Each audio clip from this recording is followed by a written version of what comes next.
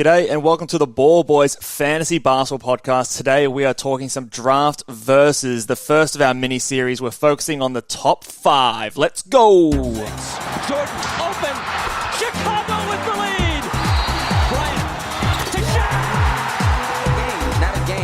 Not a game. We talking about practice. LeBron James with no regard for human life. Anything basketball. Back out to Allen. His three-pointer. Bang! Curry for three. Wow! Unbelievable. Making it rain in New York. We the North are now we the champions. Not the destination, it's the journey. Mamba out. G'day and welcome to the Ball Boys Fantasy Basketball Podcast. I'm your host, Mitch Cal, and you can find me on Twitter at Ball Boys NBA and on Instagram at Ball Boys Fantasy Basketball. Once again, as always, I'm joined by the Miami Heat stan, Callum Mack. Unfortunately, your team's down, but how are you feeling, mate?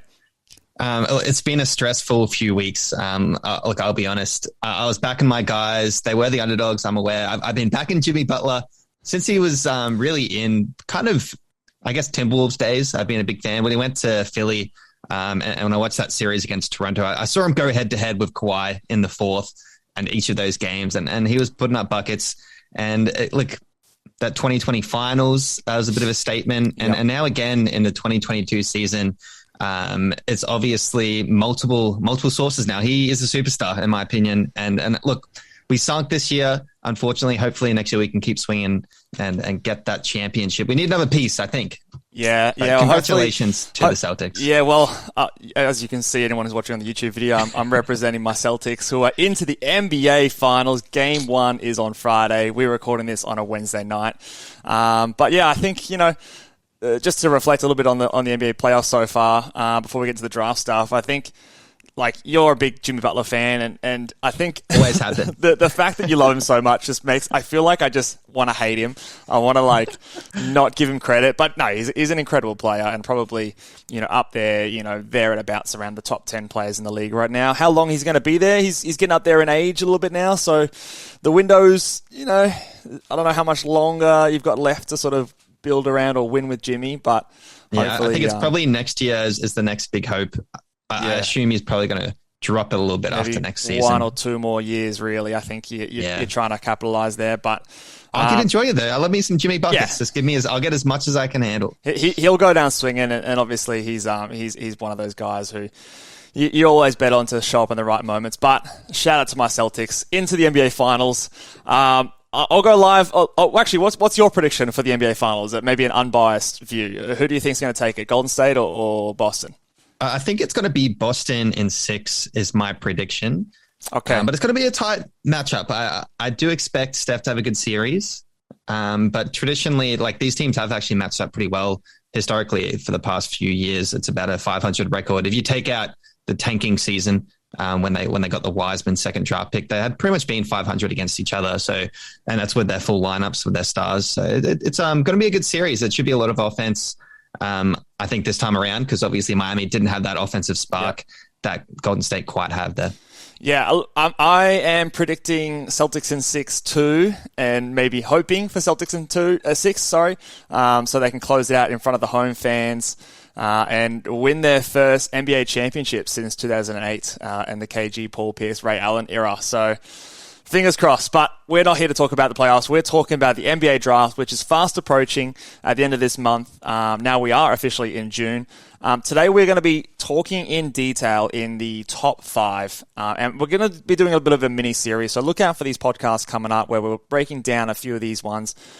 In the later mini-series, we're going to go through some of the positional rankings later on in the draft, but today we're going to break down the top 5, starting with the top 3. Now, we've broken it up split it into the top 3 and then the next 2, because it seems by consensus, you may agree, I may agree or disagree, but these top 3 seem to be these forwards, maybe Chet as a center, but Chet, Holmgren, Jabari, Smith Jr. and Paolo Banchero seem to be usually the names we see at the top 3. There's not a clear number 1, although in my eyes, I think there is, but by consensus there isn't. But we're going to be going through how we would rank them, what we see the differences are, the ceiling and floor and best fits for each of these teams. I'll throw it to you, Callum. Give me your order of those 3 forwards at the top of the draft. Okay, well, I've gone on the record and saying I'm a bit low on Chet. Yeah. And I'll go on the record again. I do have those guards actually even above him. I know. Is that so that was our last big board. Do you still feel that way?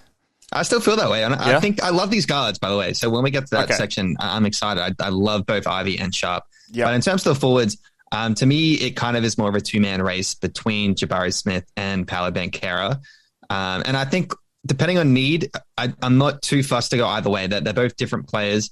I personally still prefer Jabari Smith as the number 1 pick. I think he's just more solid. In terms of he's a more stable piece to build around. But that being said, I do actually think Paolo probably has a higher ceiling, weirdly, just with his offensive prowess. If he can touch into the defensive end of the spectrum, he could be pretty special. So my order would be Jabari Smith Jr., Paolo Banchero at the 2, and then Chet would be the 3rd of these 3 players ranked. Okay. All right. It's funny. Yeah. All right. I think you know my feelings. For me, Chet is my number 1, and I don't think I can see that changing now. I think we did that mock draft, and I think I sent Jabari to Orlando more based on fit. I think I've even changed my mind there, and I think that Chet is just the best player in the draft, in my opinion. And then I've got Jabari 2nd and Paolo 3rd. Now, I actually have Paolo a little bit behind these guys, so I probably feel similar about Paolo as you do about Chet. I've got my concerns. I've got my worries. I can recognize there's good potential there, but I just don't see the ceiling that other people get, or I think the likelihood of him reaching that ceiling is far lower than I think other people might be projecting. So maybe let's start there. Where do you see Paolo Banchero and at his best being in the NBA, and how realistic is it for him to reach that, in your opinion? I think out of all of them, he can create his shot the best. And for that reason, that's why I do see him as kind of like that potential superstar if it all works well for him. And then that's because he creates his own shot. He's 6'10", big frame, can move around the court quick enough. I can see his ceiling being somewhere around like a 25 point per game scorer and 10 rebounds. You play him at the 4, he's big enough to get some rebounds as well. It's just that defensive prowess. So I'm not too sure how many wins you could get with a team based around him at this point in time, which is why there are some question marks. But in terms of a ceiling, if he can tap into that, 25 point per game scorer, which on the other hand, I wouldn't really say Chet has that ceiling personally. Do you think that, so I know you threw the word in superstar in there, and I'm going to highlight that word because I think this word gets thrown around a fair bit. There's very few players in the NBA. In fact, I would go as to say there's probably only 9 to 10, maybe 12 superstars, I think, in the NBA. And I would classify a superstar as like a player who can be the best player on a championship team, right? Then you've got this like next tier of all-stars or like, really good players, but if they were the main dude on a team, they wouldn't be able to get it done. Someone like a Paul George, I think, would fall into this category. Someone like a Devin Booker, I would say, falls into this category. Really good players, but I don't think that they can lead their team off their own back without any other sort of all-star help to the championship. Do you think Paolo Banchero fits in that category, in like let's say like a top 12, top 15 player in the NBA? Do you think he has that kind of upside? I think it's quite unlikely. Right. Yeah. I'd hedge my bets and say, unfortunately, no. Yeah. Maybe another way to put it, even with all these top 5 prospects, if you include the guards, I kind of would have them all. If you go to a star rating, I'd say that like a 4-star prospect, in the fact that, all of them probably do have that upside potentially. But it's that being said, I wouldn't, I don't think they're quite that 5-star prospect. If all things work out well, and as I said, Paolo needs to tap in on the defensive end and really make it work in the offensive, which I think he has the tools to do, specifically on offense, and he can put up the 25 points per game. But will that actually reflect winning basketball is the question mark that I really do have for him, which wouldn't let me put him into that superstar tangent. Yeah, I think I agree with you, and so for that reason, that's why I've got him a bit lower, because I think that his contribution to winning is less than these other two, because I think if you put him on a team based on just what I've seen in his interviews and the way that people are talking about him, and that superstar label is attached to Paolo Banchero. People are saying he's like the guy who can create his own shot and he can play and make for others and all this. And I get that in a vacuum, but the comps that I also see, and that I actually, when I watch his film and I see a Julius Randle, or I see, maybe a more fluid-moving Domantas Sabonis, or Blake Griffin, maybe with slightly less bounce. And that kind of type of player, whilst is an all-star and, is a good player, I've just never seen that type of player succeed in the NBA as the number one dude.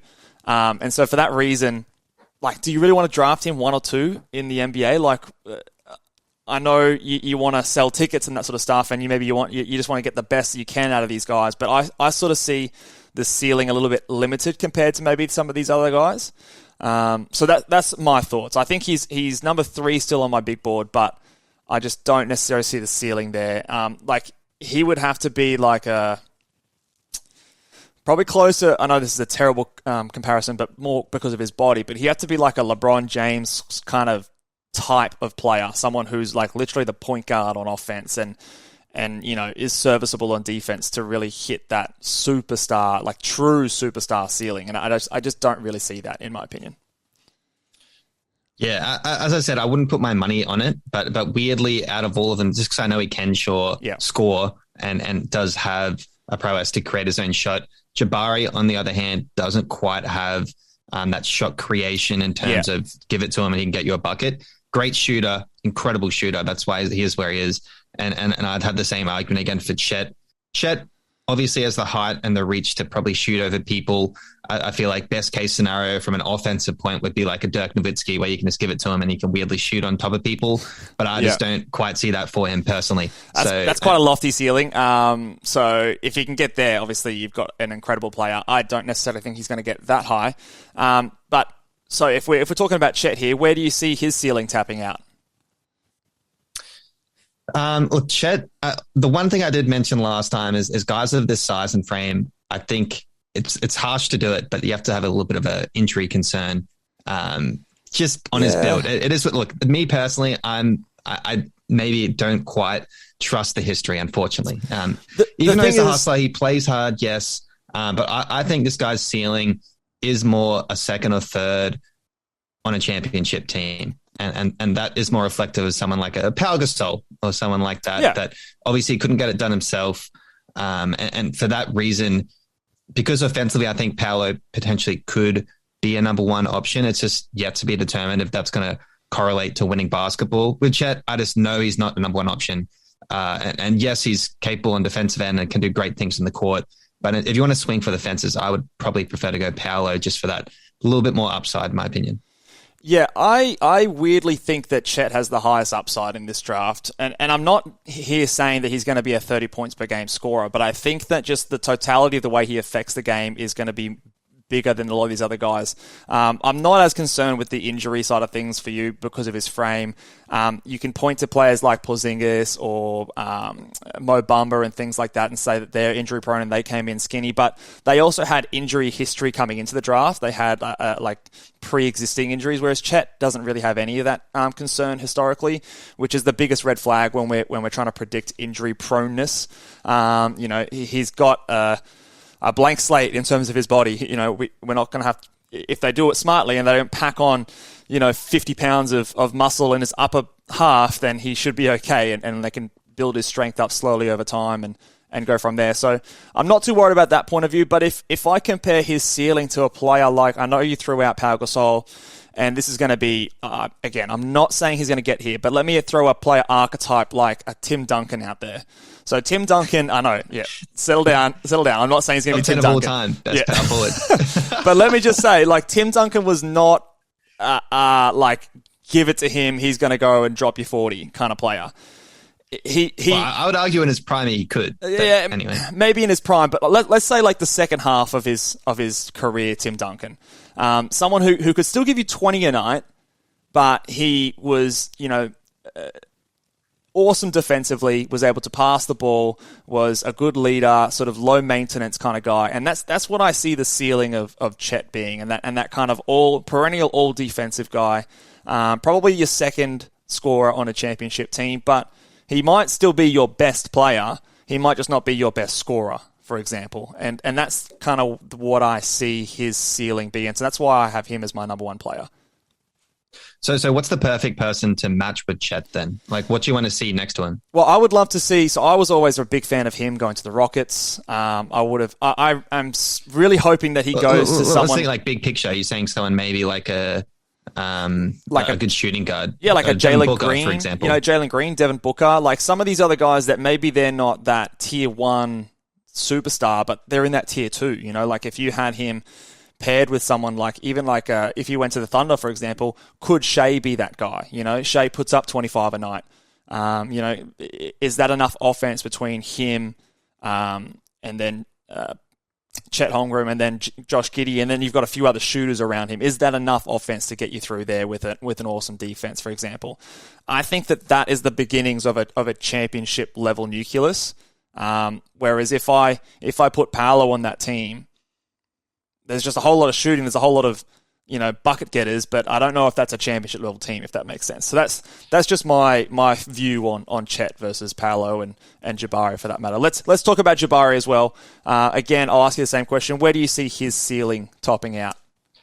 I see this man as just an absolute sniper, 20 and 10 pretty much every game, and brings it on the defensive end as well. Great help defender, can move quickly, can run the court, can play he can play any way you want. And the fact that he stretches the court, can be a small ball 5, spreads the court with the 4.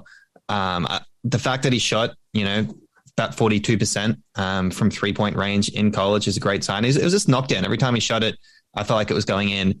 I take it back, 43.6% from 3-point range, even better. Yeah, it's great. So, and on a lot of attempts too.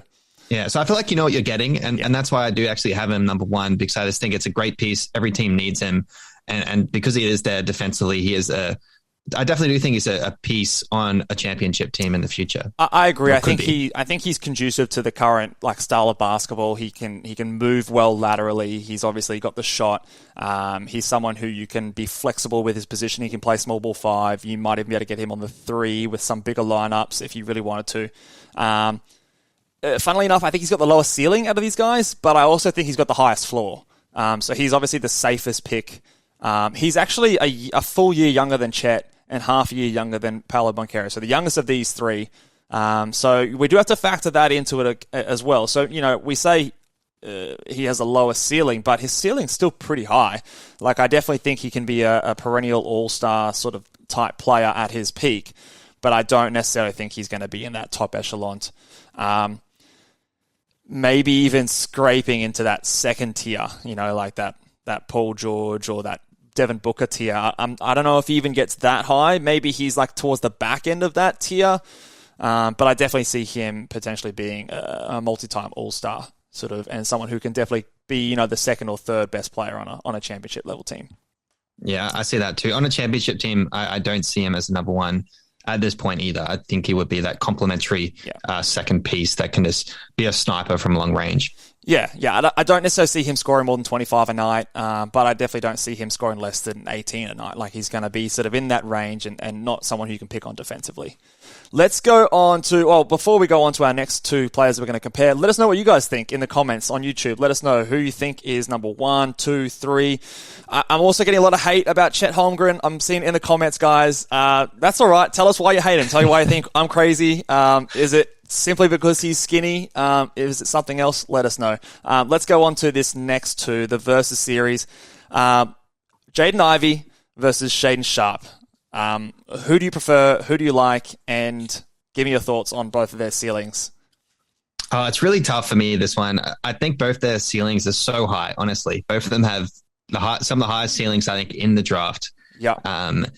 It's just, we haven't seen enough of Shaedon Sharpe to really make a conclusive argument. If he played in college, look, maybe he just went to a lottery pick, or maybe he is the number 1 pick. You don't really know, but I think he does have the tools. He's still so young at 19. He did measure in a little bit shorter at the combine, than I guess you would have liked. He was more listed at 6'6". He's come in at 6'4.25". So is that without shoes? I'm still not. I think that's without shoes they do these days. Yeah.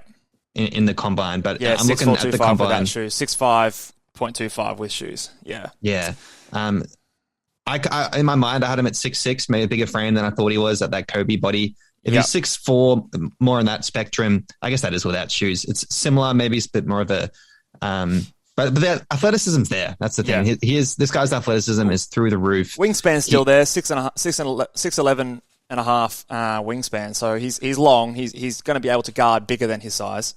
Yeah, and that's a good point. And he is built pretty well for someone of his age. Yep. But okay, we'll have a look at Ivey. So Ivey, he has those flashes, right? Yeah. I think he's just got those flashes where he's just so athletic, can play in the open court with such pace.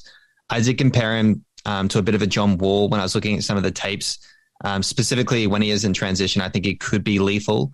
Kind of like your De'Aaron Fox as well, a potential player like that. The question mark is the playmaking. Can he really become a good playmaker? We said the same things about Westbrook when he came into the draft.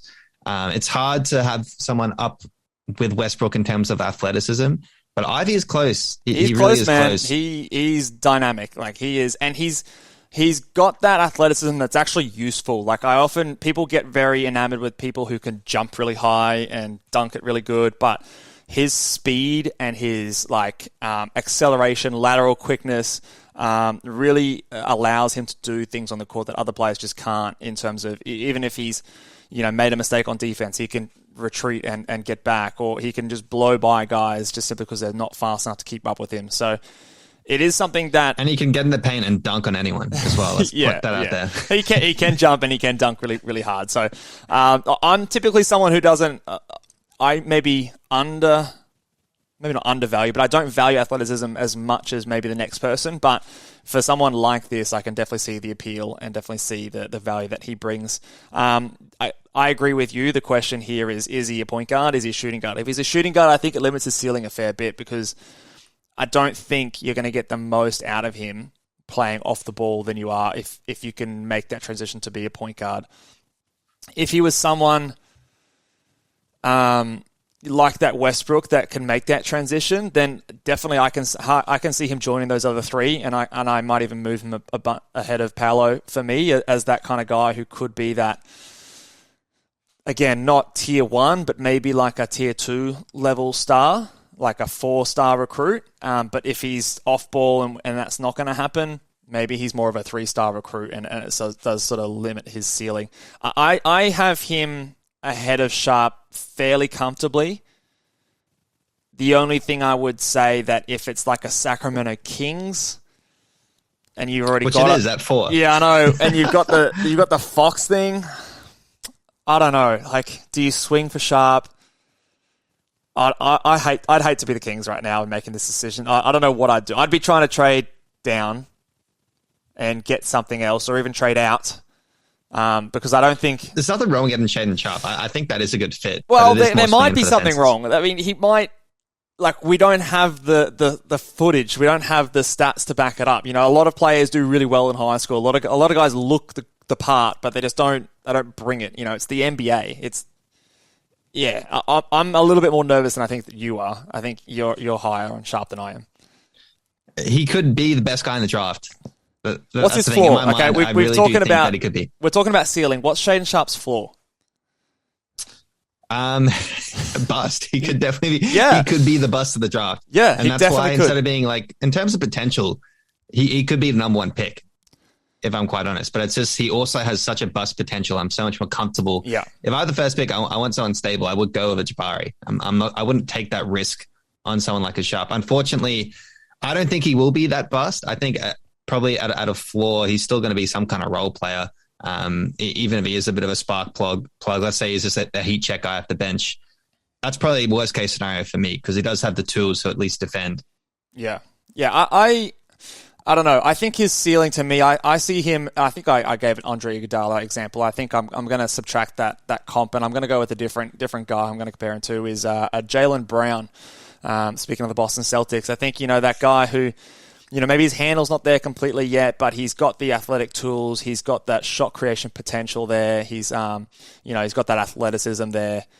But, maybe doesn't have that playmaking or sort of ball handling skills that's quite there. That's kind of my ceiling for him. Maybe, an all-star, but not quite the number one guy on a team. So I don't know if I see the number one player in the draft upside that you do.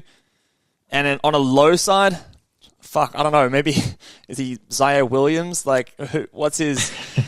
I don't know. Is he someone that just Josh Jackson? Someone we talked about to throw a name back out to her was top 4 or 5 pick.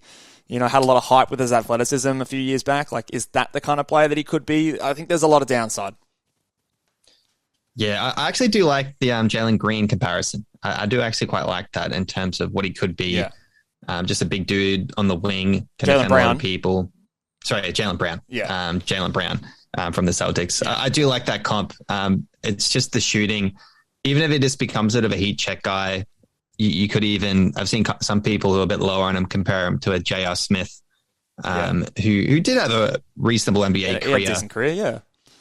Yeah, I just don't know if you want to be drafting that. I mean, if you're the Pistons and he's there at 5, I think you take the swing because you've got nothing else to really worry about. You're not going to be drafting a Keegan Murray at that point, I don't think. So you take that swing on the upside. With the Kings, I don't know. I don't know if you can afford to strike out like that because I don't know, with your history and everything like that. I don't trust them in developing that talent at all. So I just wouldn't want that responsibility. Give me Jeremy Grant or something like that, and maybe another piece, and then we'll call it a day. All right, that'll do it for us today, guys. Let us know what your thoughts about these top 5 players. If there's anyone else that you think should be in the top 5 conversation, maybe it's a Keegan Murray, maybe it is a Dyson Daniels or a Jalen Duran. Let us know in the comments below. Hit that thumbs up button. Make sure you subscribe to YouTube. If you're listening on iTunes, make sure you subscribe there. And we will see you guys with more draft content. Laters.